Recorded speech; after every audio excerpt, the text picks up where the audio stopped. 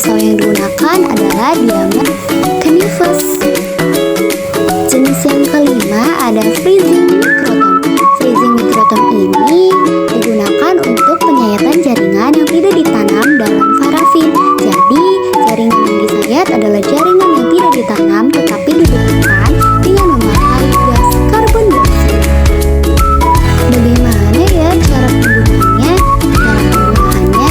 Pertama, persiapkan pisau microtom harus diasah sebelum dipakai agar jaringan dapat dipotong dengan baik dan tidak koyak.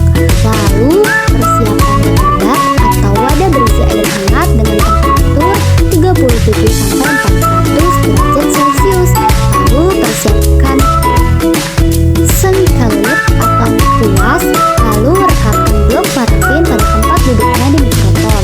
Letakkan pisau mikrotom pada tempatnya.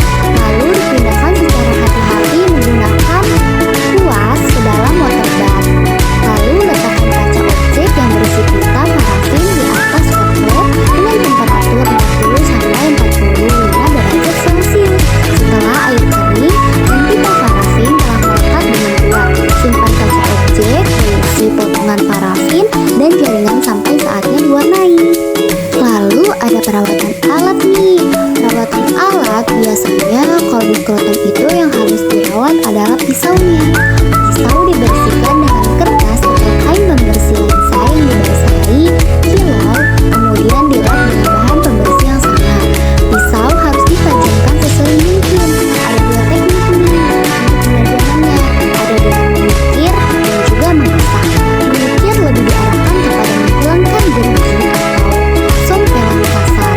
Kalau mengasah diarahkan untuk menghilangkan gerigi yang lebih halus pada mata pisau sehingga pisau memiliki kemampuan mengiris yang lebih baik dan bisa Lalu ada troubleshootingnya nih. Biasanya pada mikrotom itu mengalami troubleshooting seperti pita tidak akan terbentuk karena parafin terlalu keras. Lalu pita kompres dan remuk disebabkan oleh blok terlalu hangat. Lalu lubangnya besar, jaringan hilang dan bagian lembek, bagian dari jaringan tidak muncul di slide. Kemudian pisau pencungkil bagian